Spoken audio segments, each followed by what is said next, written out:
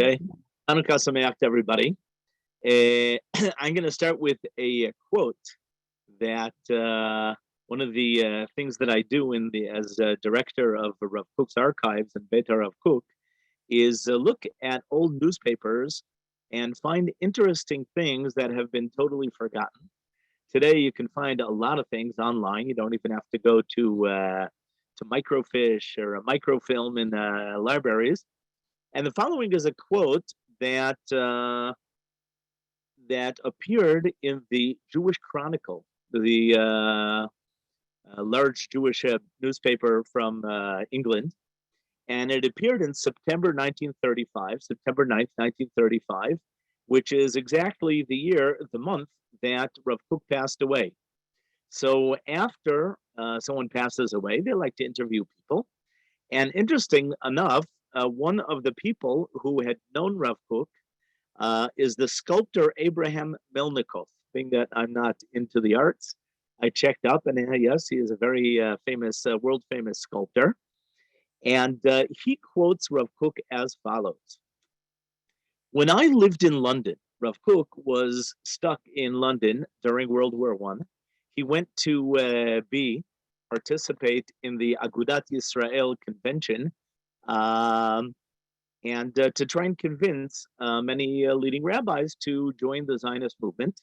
Unfortunately, the convention wasn't held because right before the convention was supposed to begin, World War I broke out. And for 5 years, Rav Kook was not able to go back to Eretz Yisrael.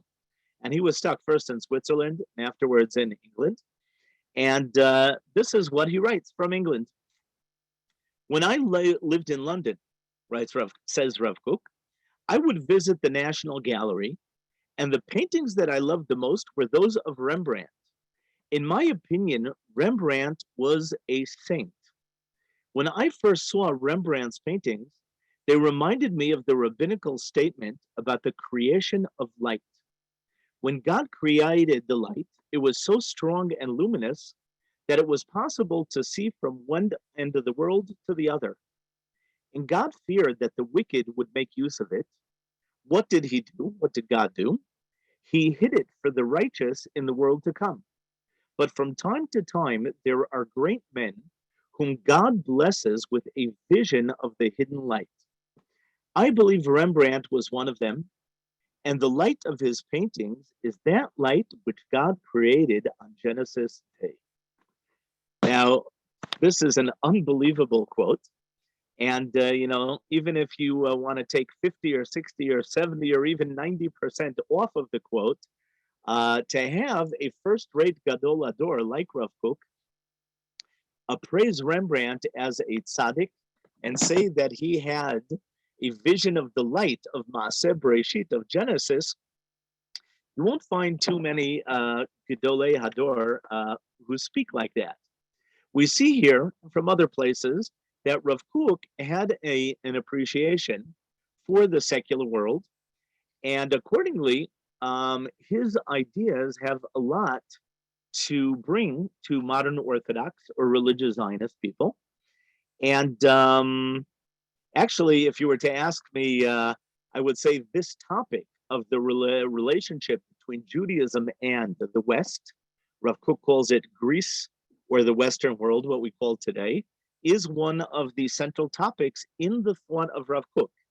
Now, I would also say that about more than 100 other topics, because Rav Kook wrote a lot, but this is definitely one of his favorite topics. And what we're going to do today is I just chose highlights of several different ideas of how Rav Kook gives us practical suggestions regarding the who, what, where, how to blend the good from the Western world, from Greece, and Judaism.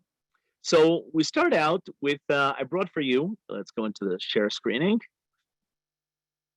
In the topic, Rav Kook often quotes the pasuk from Sefer Bereshit, that's in chapter 9, pasuk Yud Zayin, that Yafeh Yafyuto Shel Yefet Bo'alei Shem, that the beauty of Yefet, we remember that Noach had 3 sons, Shem, the father of the Semites, that's us, among others, and Ham, the father of the Africans, and Shem and Yefet, the father of the Greeks, the Europeans. He actually was the grandfather of Yavan, which is the term used for Greece. So it says, not in Chazal, but in the Torah itself, that the beauty of Yefet, of the Greeks, of the Western world, should be inside the tents of Shem.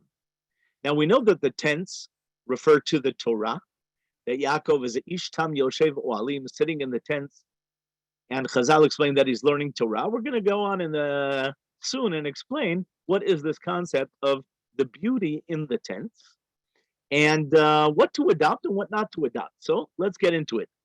Source number one, again, we're going to be foreshadowing a lot, and what I chose are quotes that Rav Kook summarizes maybe here, but he elaborates in a lot of other places. So in Igrota Re'iyah, in letter Taf Tzadi Gimel 493, Rav Kook is writing in a letter to Dr. Aleph Kaminka. Avram Kaminka, was a famous author, and Rav Kook wanted to encourage him and many other authors in his time to use literature to help Am Yisrael. In the time of Rav Kook, again, we're going back about 100 years, when the national revival of the state of Israel is just beginning, the Zionist movement is beginning, and Rav Kook sees secular knowledge, including science, including art, including music, and literature, as important parts that any nation needs. And he writes as follows: Ki yesh koach rav b'sifrut. Maybe I'll mention parenthetically, I had the merit, the zchut, to publish Haskamot Re'iyah. Rav Kook, in addition to everything else, was one of the most prolific book reviewers in the world of his generation. We found more than 400 Haskamot, and in a lot of them, Rav Kook actually deals with the content and relates, agrees, disagrees, etc. So here he writes, Ki yesh koach rav b'sifrut mekorit shelanu le'aged elenu et kol hapizurim. Literature has the power to bring people back to the fold. Asher nafotzu me'itanu, who were spread out from us, be'itya shel yafyuto shel Yefet, because of the beauty of Yefet, of the Greeks of the Western world, shitpartza bepeta b'shetaf shel zerem letoch hugenu. Here Rav Kook is mentioning suggestion number one. Don't let the Western world overpower us. Don't take it all in, and don't let it come in as a super force, but to take it in little by little, and in a critical way. You can't just say Torah umada, Torah and modernism, Torah and secular knowledge, because there are certain things that we know are problematic for Jewish beliefs. And so Rav Kook is saying, first be critical, and the only way to be critical is to let it in slowly but surely. This is the famous last 3 years, we've been talking a lot about vaccines, and this is the famous shita of the vaccine. How does the vaccine work? There are doctors here who know better than I, but in a nutshell, you take a little of the virus and you put it into the body, and that activates the antibodies to overcome the virus, so that the virus won't overcome the healthy body. And then afterwards, if a person comes in contact with somebody with COVID, with corona, because his antibodies have already learned to deal with the problematic virus, it's not a problem.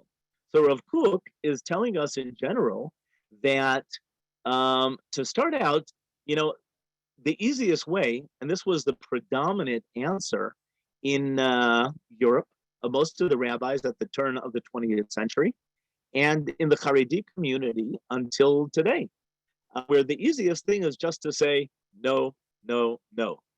Don't go to university. Don't use a computer. Don't use internet. And what Rav Kook is saying is that Davka, it is good to take from the good from the Western world. And part of the idea is that it will help us not be blown away by the problematic aspects of the Western world. Okay? So that is point number one. Let us go back to the share screen. Source number two. Rav Moshe Tzvineria, who was privileged to learn 5 years from Rav Kook in the Merkaz Arav Yeshiva between 1930 and 1935, Tafresh Tzadi to Tafresh Tzadi Hey. And in his Sefer Mo'adei Re'iyah, he brings a lot of things that he heard orally from Rav Kook, but are not found in Rav Kook's books. And here he writes as follows: Hamigama habrura shel chachmei ador. The clear goal of the wise people of the generation, hayta lahachdir tatochen shel kedusha bechol hadargot ubechol shitchei hachayim. This is a common motif throughout the writings of Rav Kook. And anybody who's learned a little Chassidut knows that the Baal Shem Tov is very fond of saying, and we actually mentioned this last week, and it's really in Chazal. Our sages say, Lit atar panui minei. No place should be void of godliness. And the idea is there is one God, one creator, who created the physical and the spiritual. He created the body and the soul. He created this world and the spiritual world. And as we spoke about last time, in the context of the importance of physical strength in the writings of Rav Kook writes that the ideal Jew, as we see in the Tanakh, is not an absent-minded professor or a space cadet, but the ideal Jew is nefesh bri'ah beguf bari, just like the Kuzari says, a healthy soul in a healthy body. And so the idea of Judaism is not to say, no, no, no. That's not original Judaism. That may sound familiar from a Catholic priest who wants to become a priest. He has to take the 3 oaths of poverty, chastity, and obedience, which is basically saying that the way to deal with these loaded topics is to stay away. And Rav Kook mentions Le'umat ha'hityavnut, as opposed to the Greek or the Hellenist way of thought. שפגע ביסוד האמונה וגזרו כתבו לכם על קרן השור שאין לכם חלק באלוקי ישראל. The Rav Kook here, by the way, I can just picture Rav Kook as a darshan. This is the type of idea that you would hear orally, but not necessarily in writing. Rav Kook is going to combine two Gemarot, and the outcome is very beautiful. The famous Midrash and Bereshit Rabbah tells us that the Greeks made the Jews chisel on the, or write on the horns of the ox, she'en lachem chelek be'elokei Yisrael. We have no share in the God of Israel. And the obvious question is, why? What is the idea of the Greeks? And why davka on the horns of the ox? Now we know that the ox in the olden days was the tractor. And it symbolized also in Kabbalah the idea of parnasa, of livelihood, of money. So the Greeks wanted to show the Jews that the physical world is the physical world. Don't bring godliness into the physical world. Don't mention God on your tractor. V'shelo lahazkir shem shamayim, not to mention God's name. Now, notice, what did the Maccabees do as opposed as the contra to contradict this? Hichlik Beit Adin shel HaChashmonaim, Rav Kook is quoting a Gemara in Masechet Rosh Hashanah Daf Yud Chet, that the Sanhedrin, the Beit Din of the Maccabees, decreed the exact opposite. Lahazkir shem shamayim gam b'shtarot, so that even when you make a monetary transaction, you have to mention God's name. Many say that this is the source of today. Many people write at the top of a letter or the top of any kind of a document, Bet Hey, Be'ezrat Hashem, Baruch Hashem, B'siyata Dishmaya, Bet Samech Dalid. So what did the Maccabees want? As opposed to the Greeks who said, we don't want you to mention God's name on anything physical, or in the words of the Christians, right? There's a verse in what they call the New Testament: give unto Caesar that which is Caesar's, and unto God that which is his. In other words, what is Caesar's?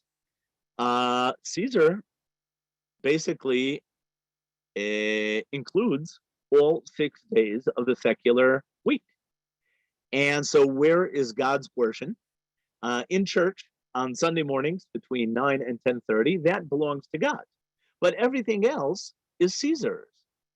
And Rav Kook goes out of his way in many places to say that Judaism says the exact opposite. Yes, in democracy, it's good to have a separation between church and state, but not in the context of, if you look in the Rambam in Hilchot Melachim, the leader of the kingdom of Israel is supposed to be religious. And the Rambam brings down, we have laws of how to make our economy moral and godly. We have laws how to make our army moral and godly. We have laws how to eat morally and godly, and how to dress properly, and how to speak properly, and that we all know. But Rav Kook what runs this to also include the national aspect. Because again, let atar panui mine, there is no place void of God, doesn't mean just that God has no body. And as they say in Chabad, Hashem is here, Hashem is there, Hashem is truly everywhere. But the idea is that we have to reveal godliness in each and every person, in each and every topic. And therefore, to ignore the secular world is not Judaism. The whole idea of Judaism is, as opposed to Catholicism or as opposed to the Greeks, davka to reveal godliness even in our monetary transactions. Again, to mention God's name even when you're writing a bill. To bring a stream, you could say an electric, to electrify with holiness even the life of the secular.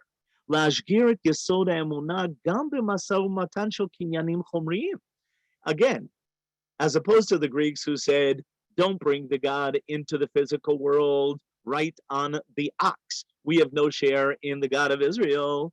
We, Davka, want to bring God into the physical world.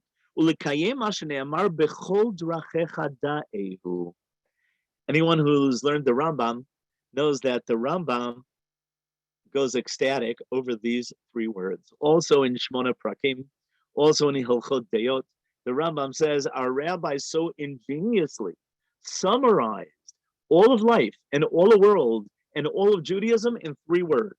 Bechol drachecha da'ehu. Know God in everything that you do. Again, on the individual level, in the physical level, in the national level, in everything. Ubederech zo te'ir ha'or tahor bechol pinat chayim.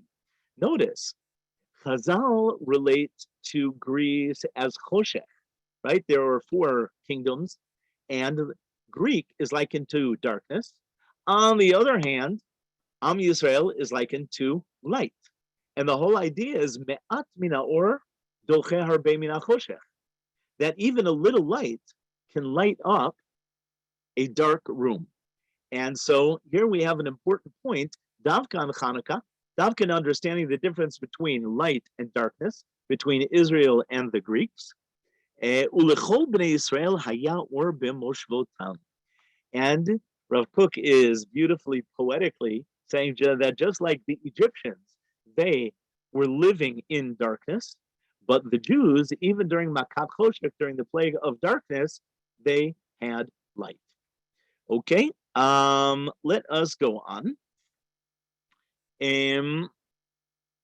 Maybe I'll just mention one other point, which is important on this topic. We know that the Greeks, as we said before, said the physical is the physical. And they praised the physical, so much so we know that the Olympics began in Athens, And not only that, but they wanted to flaunt. The Olympics were carried out without clothing. And one of the problems that the Jews had is they didn't want Jews, or the Jews were embarrassed, or maybe it was both, to participate in the Olympics because they were circumcised and everyone was in the nude. And part of the idea that Rav Kook mentions many times, again, already in the heading that I brought, that the beauty of Yutoshel Yefet Bo'ale Shem, that the beauty of Greece is good, but it should be inside the tents, right? When you mix the beauty of the Western world with the ideology of the Torah and also cover it up properly for the right time in the right place, then you can appreciate the beauty properly, but not how the Greeks used it. Okay, so that's another point. Point number 3. Rav Kook writes in an article, HaKodesh V'Hachol.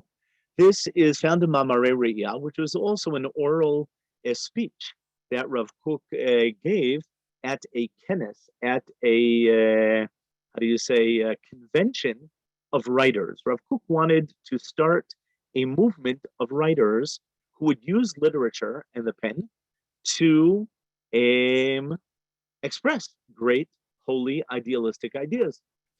And he calls it HaKodesh V'Hachol. And here again, we have this central topic to Rav Kook, how to relate the relationship between the holy and the secular. Piska Yud Gimel. Me'et asher hizdavgu chokhmat Yavan Yisrael. From the time that the wisdom of the Greeks came into Israel and came to join us, Hechel hachol lavo bigvul hakodesh. Secularism, the beauty of Yefet, of the Greeks, started coming into the holiness. Umemela gam hakodesh ba bigvul hachol. And accordingly, the holiness started appearing in the secular. This idea that as soon as a pipe is open means that inevitably it's going to be a two-way pipe. And here, let's jump for a second to source number 9, where Rav Kook talks even more explicitly about this idea in a very interesting context. Rav Kook writes in Orot HaKodesh, Chelik Daled, page Taf Tzaditet, 499, Hagana b'chesed el elyon. The need to protect chesed, the midah of kindness. Nitiyot chesed tzricha hagana gdola. The tendency for kindness, anyone who's dealt even a drop with Kabbalah knows, actually a pasuk, that each one of the forefathers is represented in one of the 10 sfirot, and the midah of Avraham is chesed la'Avraham. Avraham, we know, was very kind, and Avraham was very careful to machnis orchim, to host Bedouins, and he goes out of his way to be melamed zchut, to that God should judge favorably the people of Sodom v'Amorah, even though they were evil. And Avram goes out of his way to save Lot. In other words, Avram is a very chesed, big Baal chesed. But the problem is that this chesed, inevitably, if you're a nice guy, which Avram was a nice guy, you are kind to other people, and you want them to be kind to you, and you're friendly to them, and they're friendly to you. And accordingly, Rav Kook is pointing out that Avraham tzricha hagana gdola. Out of the 3 fathers, Yitzchak does not need Magen Yitzchak. We don't say Magen Yaakov. The only one who needs that shield is Magen Avraham. And Hashem tells us to Avraham, Anochim Magen Lecha, I will protect you. Why does Avraham need protection? Because we want to be an Or LaGoyim. Just like Avraham Migayeret Gvarim v'Sarah Migayeret Tanashim.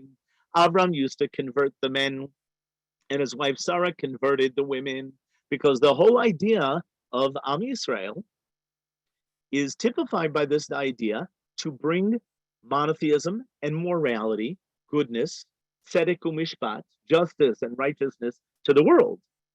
Now, If we want to influence other people to come close to Torah, obviously we're going to be friendly. And obviously the pipe is going to be open for two ways that they can then influence us as well. Somebody who is friendly and does chesed, and he is influencing other people, liyot gamken mikabel mikol, is the most natural thing for him to accept from other people. I want to give you a gift for your birthday. Somewhere along the line, there's a good chance that you would give me a gift for my birthday. Kachi darka shel hashpa'ah. This is the way that influence works. It's a two-way street. It's a two-way pipe. She chozeret el hanoten be'ezet tzura mushkat. The problem is, look at most of the Jews around the world. If the Jews are 2% in America and are less than 1% in South Africa and in England, what's happening is inevitably, instead of us influencing the Gentiles are influencing us. And that's what's called assimilation. So Rav Kook is saying, you have to beware, you have to be on our guard, because of our willingness and desire to be connected with the rest of the world, you have to be careful what to accept and what not to accept. Rav Tzvi Kook used to say in French, I don't speak French, but used to say, division, c'est pas séparation. Division is not separation. The fact that we have a mechitza, a division between men and women in a shul, that doesn't mean that they're separated, but there's a time and a place for everything. The same thing, we want to have a connection with the Western world. We want to have a connection with the Eastern world. But that doesn't mean that we want to marry them. That doesn't mean that we want to be influenced by the problematic aspects. And if so, Rav Kook goes on to say, "V'chol harisha rak megabel v'lo mashpat, yesod birya kala dema'alna itla umafakna letla." There is the Gemara in Masechet Gittin talks about a grasshopper who eats but does not put out waste. And the idea is that this is not a normal being. A normal being also eats and also puts out. This we know, Rav Kook actually brings this in our context regarding the laws of kashrut, kibol-o, kach-polto, that just like a pot absorbs, say, something non-kosher through boiling, the way to kosher it, the way to take the non-kosher out, which was swallowed in the pot, the way to bring it out is also through boiling. And if something was roasted in a pan without water, the way to kosher it is to roast it through libun, without water. In other words, the way that something comes in, that is the way that it goes out as well. And accordingly, Abraham uftach b'magen. Hashem promised Abraham and also his successors that he is going to protect us. Hashem is going to protect us because, again, we want to have a connection with the rest of the world. We want to influence the rest of the world.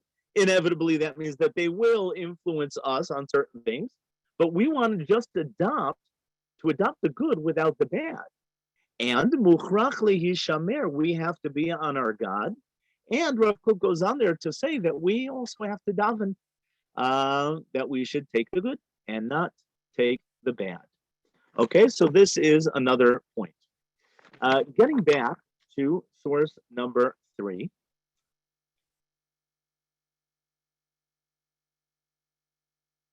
Here we go, 3 Aleph. In the second line,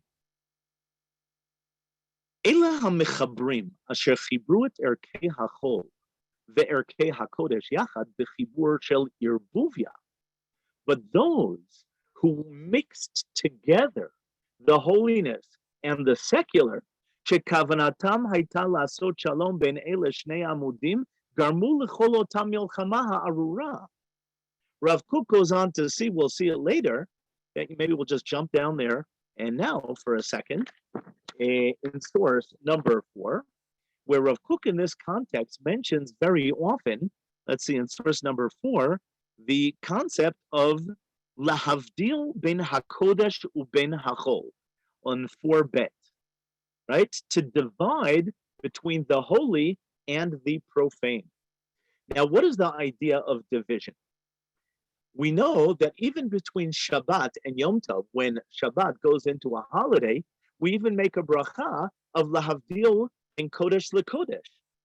Because even within Kedusha, havdalot, the different levels have to be clear. The Jewish people are all holy, but within the Jewish people, there is Shevet Levi. And within Shevet Levi, there are the Kohanim. Within the Kohanim, there is the Kohen Gadol, the high priest. In other words, even when you're talking about Kodesh, Shabbat has one level of Kedusha, Yom Tov has a lower level of holiness.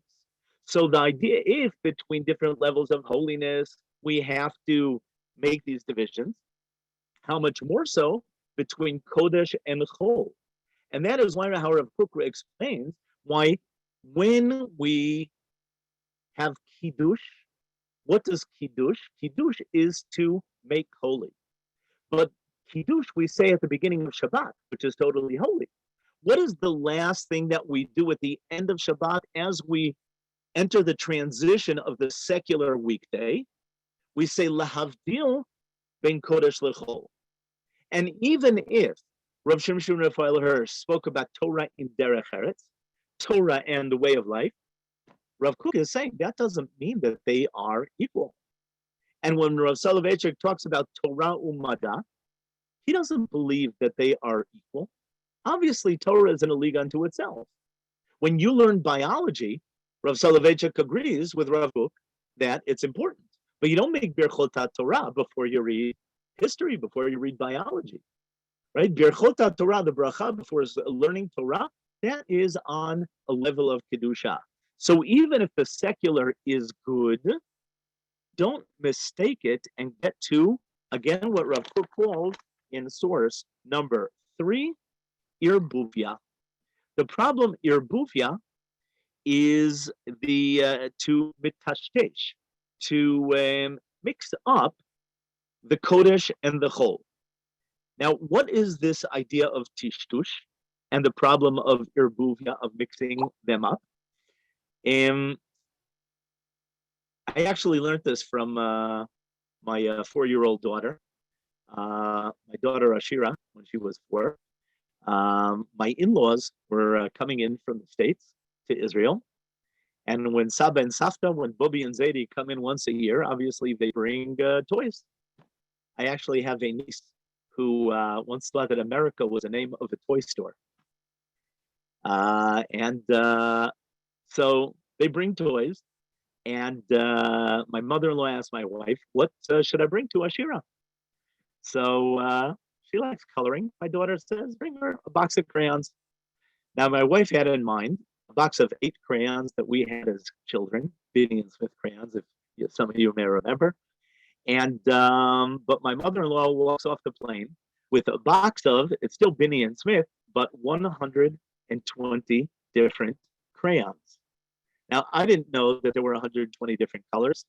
I happen to be colorblind even, and what does a 4-year-old do with 120 different colors? So she asked for a page. She has a little coloring table in our living room, and we were sitting with my in-laws in the living room, we catching up, and we're enjoying seeing our daughter making a design. Little girls take their designs very seriously, and she takes another color, and then she takes another, and she's in 7th heaven. And after about 15 minutes, though, she cries that she doesn't have any more room to draw. Not only that, her page is basically black. So we all laugh. We bring her another page, and Ashira, she has another 100 colors to use, and she tries them all out one at a time. And again, after another 15 minutes or so, she starts crying because, again, her page is black. And then I understood why Rav Kook names his books Orot. Just about all of the Kook books, Rav Kook books, are named the lights of Kedusha, the lights of Re'iyah, the lights of holiness, the lights of Israel, the lights of Eretz Yisrael. What is the difference between light and choshech, between Israel and the Greeks? All right, we learned in fifth grade that if you take a piece of glass or even a transparent pen and you look at the light, you see that light is comprised of the different colors, right? Red, orange, yellow, green, etc. On the other hand, if you take those same colors and you just mishmash them together, putting one on top of the other, you get darkness. So what is the whole difference between light and darkness? In light, you let every color, every shade express itself in harmony. And each one tolerates the other, as opposed to darkness, which is like Rav Kook writes about communist Russia, where they just shoved everybody into the blender and everybody has to fit into the right mold and everybody has to vote for the same party and everybody has to be a member of the same youth movement. And if you don't fit into the mold, they send you to Siberia. And it's just like a salad. Rav Kook explains this is the key to understanding all of the world. If I make a salad, it's very tasty. But if I take those same vegetables and just throw it into a blender, it comes out nauseating. Why? It's the same contents. But the idea is if you just throw everything on top of each other, then you really don't enjoy the beauty of anything. Rav Kook says the same thing with music. If everyone sings together, whatever they feel like, whatever they want, whenever they want, you get a total balagan, anarchy. And also to the opposite extreme. If everyone was just to sing, it's boring. But if we were to have a choir and we were to divide into A, C, E together, that's harmony. That's a chord. And this is what Rav Kook is telling us. Don't do irbuvia between Kodesh and Chol. You have to divide and identify what's holy is holy. What is Chol is Chol. That doesn't mean that it's not important. Yes, it is important, but don't mix them. You always have to identify what is the difference between them. Let's go on because we're running out of time. Another important point, I'll go back into share screen, that we see in source Gimel, 3 Gimel. Rav Kook talks about, let's jump down to the end. Ki gam hakodesh tzarichu lesimucho shel achol. Holiness needs to be supported by the secular. Now, when Rav Kook says supported by the secular, it's very clear what is the main point. Holiness, Torah, that is the main point. But it needs, there's a necessity for the secular. Now, when talking about the relationship between the two, Rav Kook talks about now that Am Yisrael is undergoing a national revival, and we are returning to the land of Israel. Anybody ever see teenage boys who are in their growth spurt eat? Right?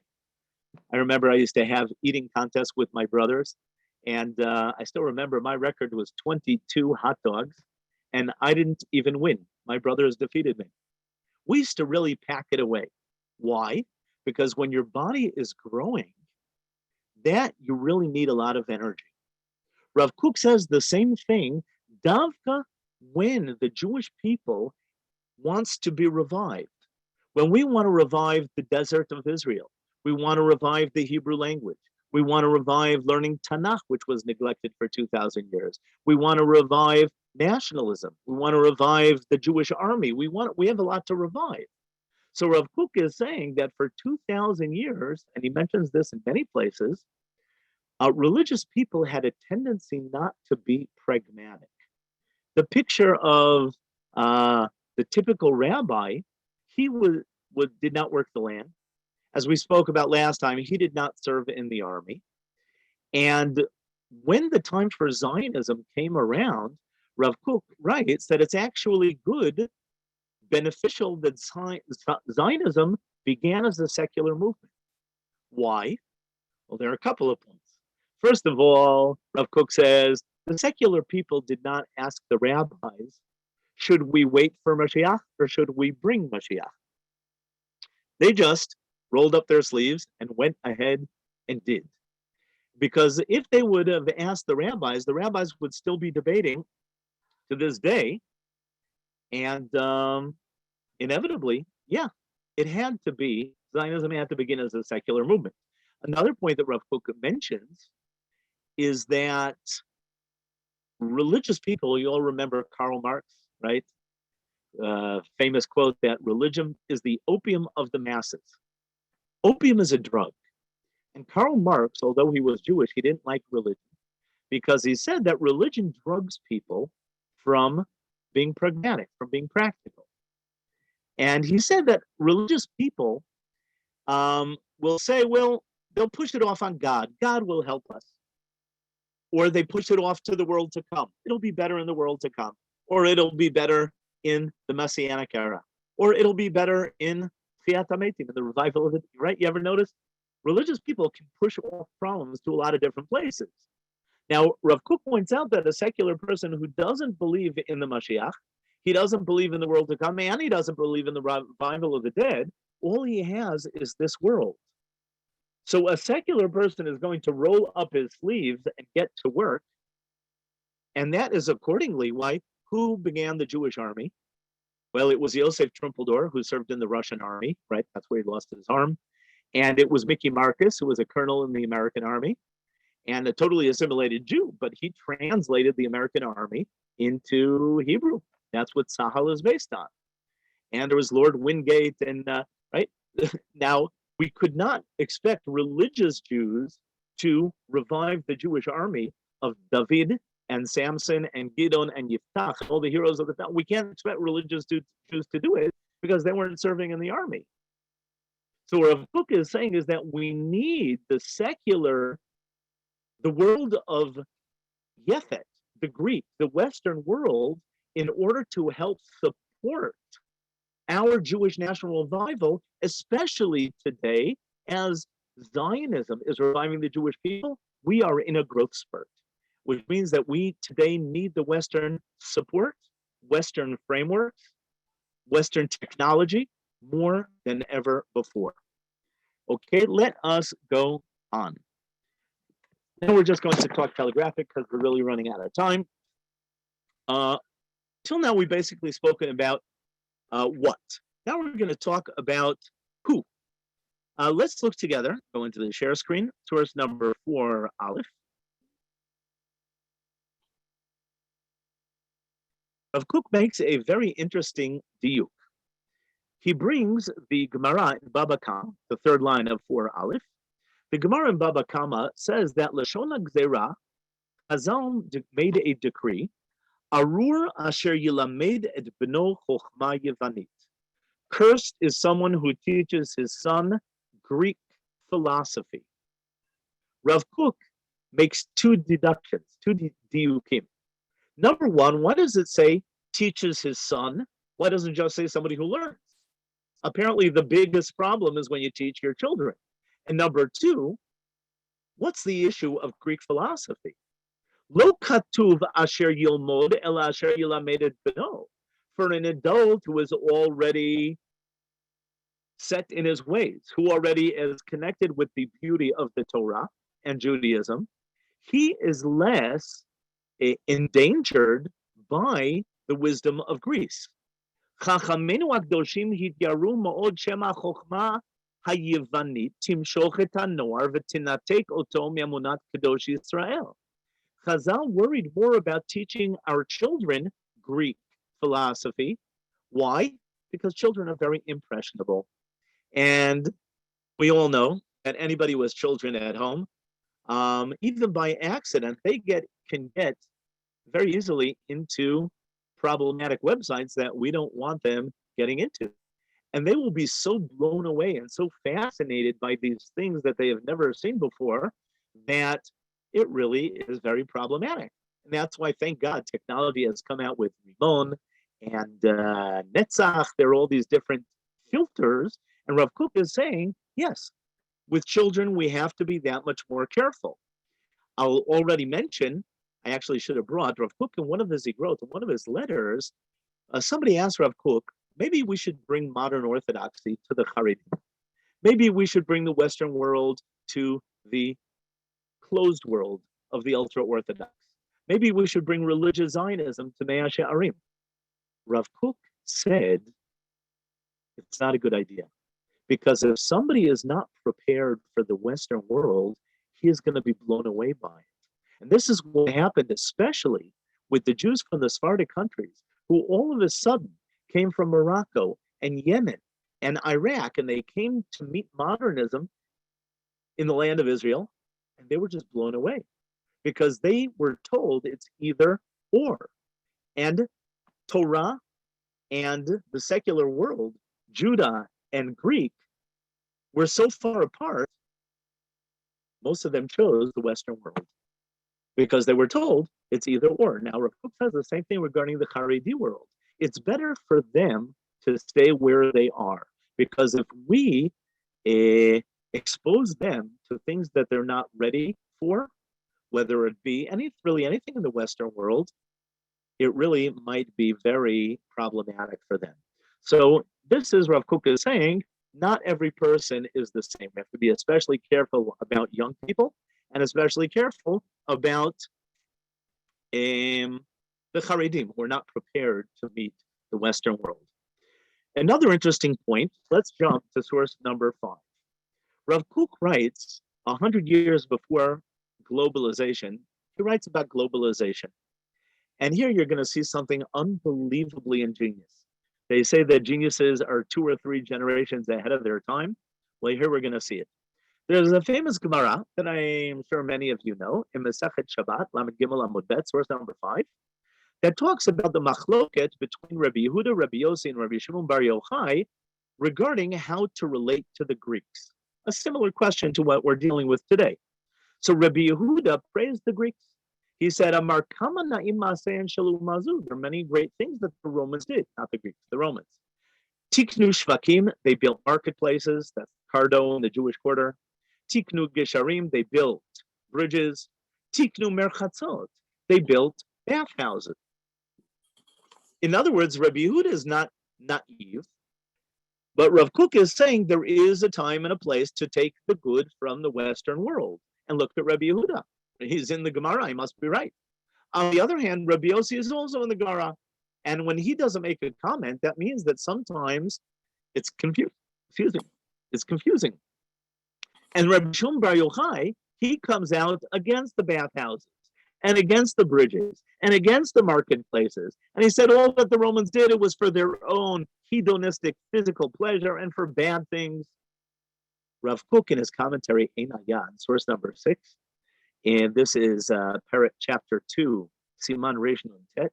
He explains beautifully. I'll do this orally. He says the world is going to be globalized by these 3 topics, which Rabbi Yehuda is correct. They are meant to unite the world to become one happy family. What are the 3 points? Well, first of all, there is the marketplaces. Rav Kook explains that the marketplace symbolizes economy. When they're global, there's going to be a global economy. So when it's good for Russia, it's going to be good for America and good for China and also good for Israel. Let's work together. Globalization of the economy. Number 2, the bridges. Rabbi Yehuda praises the Roman bridges. Rav Kook explains the bridge symbolizes transportation. The world is going to reveal unbelievable transportation. I don't know if Rav Kook saw, I know that he didn't see, but if he foresaw the idea of jet setters jumping back and forth from continent to continent, Rav Kook says, of course, that tourism, that familiarity, that seeing the good in every culture, that is going to bring to globalization and world peace. And point number 3, Rav Kook says, what does it represent? Bathhouses. Bathhouses symbolize health. And if I didn't understand this, the last 3 years helped me understand this. Where today in the globalized world, if there is an epidemic, the entire world suffers, which is problematic. On the other hand, the entire world goes out and looks for a vaccine and looks for a solution. So Rav Kook is saying ingeniously, these three topics are the key to uniting mankind into one big happy family. Again, health, business, and transportation. But notice, what's the common denominator between all three of them? They are external. They're not Greek philosophy. The philosophy of the Western world, Rav Kook goes on to say, Chazal said there's no problem with learning Lashon Yevanit. To learn the Greek language, that's no problem. But to learn Greek philosophy, Rav Kook says, that is a lot more problematic. In other words, the framework of democracy, of the internet, of technology, of health, of all these Western things, that obviously is good. But what is Yafeh Yofyo B'Yefet Be'olo Shel Shem? Rav Kook explains, first of all, don't leave the nudity outside. Bring it inside the tent. But not only that, but the inner part also has to remain Torah. It has to remain Jewish. In other words, there's a sandwich which surrounds and protects and insulates us. And that's the same idea of the pipe. What is the two-way pipe that Rav Kook spoke about? If you look at an electric wire is insulated on the outside. Inside, there are 2 or 3 insulated wires. And each one of those wires have to be insulated. Because if you take a wire cutter and you cut the wire and the positive touches the negative, you're going to short circuit the electricity or chas v'shalom become electrocuted. And this is again where Rav Kook is saying lavdil ben kodesh l'chol, to differentiate. Yes, kodesh is good. Yes, chol is good, but don't mix them up. Don't throw them all into a blender. Now, the last major point, which we're going to finish with, there's a lot more, but the last major point is where. We spoke about a lot about what, we spoke about who, but what about where? Let's just see a drop in Rav Kook about this in source number 10. Sources 10, 11, and 12, if you want to learn the sources afterwards in their entirety. Rav Kook talks about that in Galut, in exile for 2,000 years, we did not live a complete life.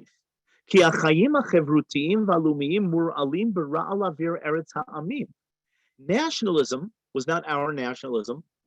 Television in America is not our television, right? Out in exile, like we said before, instead of us influencing the masses, we are such a small minority that the masses influence us.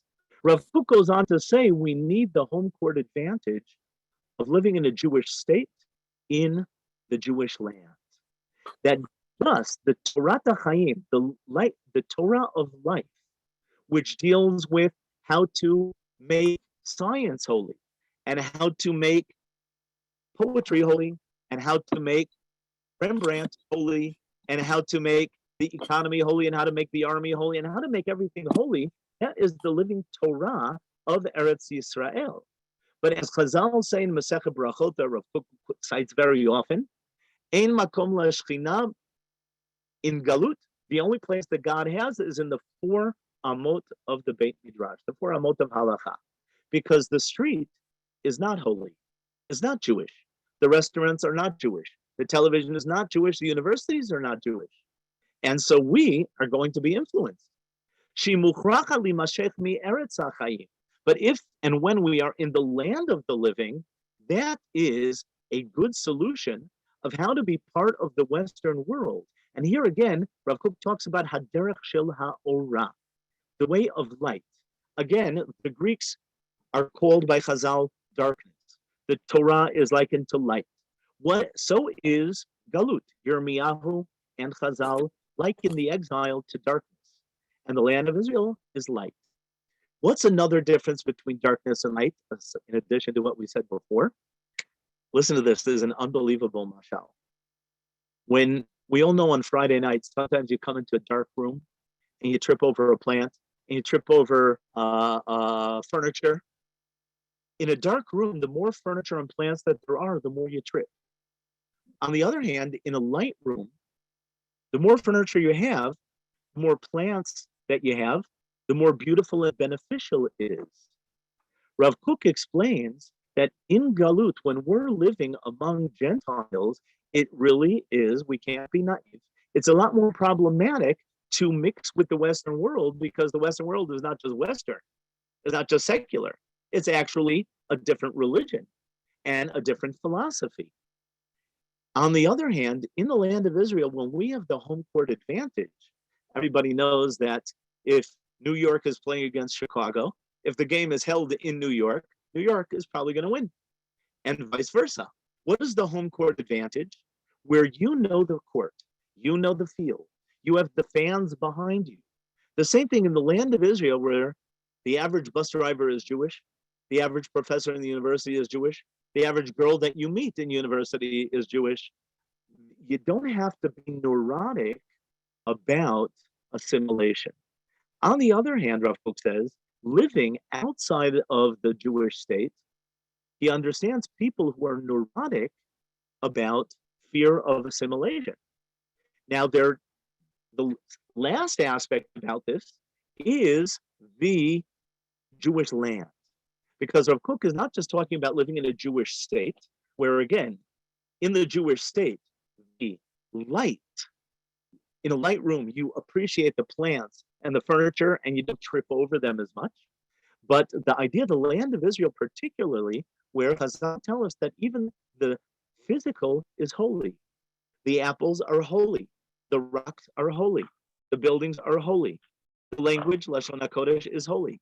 The army is holy. The people are holy.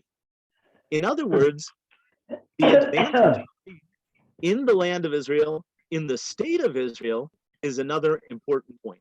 So to summarize, just to summarize all the points that we did in short, regarding the relationship between the Western and the Torah, Rav Kook says, yeah, we're not naive. We know that most of the leading rabbis said just no, no, no.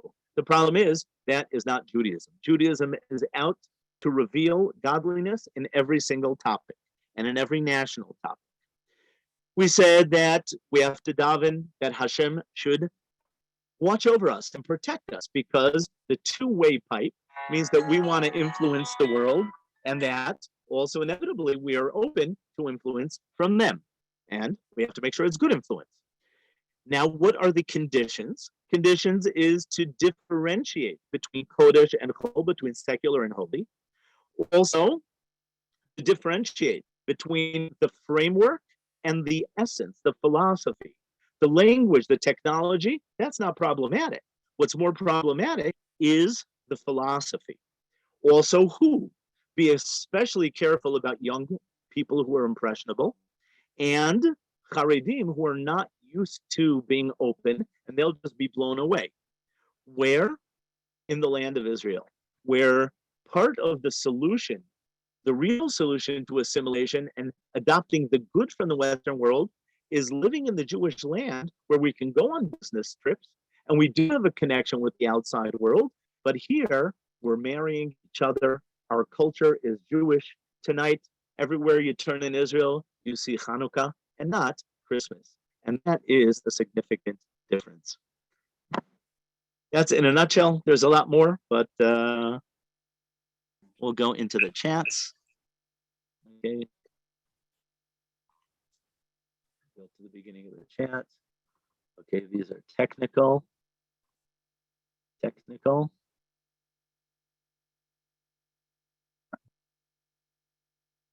Christianity also emphasizes to interest God into every aspect of life. Okay, the difference is that Judaism, we actually have a Shulchan Aruch to detail how to make our eating holy. We have laws of how to dress and how not to dress, how to speak and how not to speak, how to run an army and how not to run an army, how to deal in monetary issues and not, how to run an economy and not. That's a significant difference. But as much as the Christians are good, that's good. We're happy. The main difference with Christians is that they were very hierarchical and lacking in learning. At best, we are not hierarchical and emphasize learning. That is our strength as a tiny people in a hostile world. Okay, that's also an important point. Rabbi Shvat, thank you so much for your illuminating presentation. Ability to read Hebrew, unfortunately, is very basic. Is there a way to obtain an English translation of your documents in order to more fully learn from and review your lessons?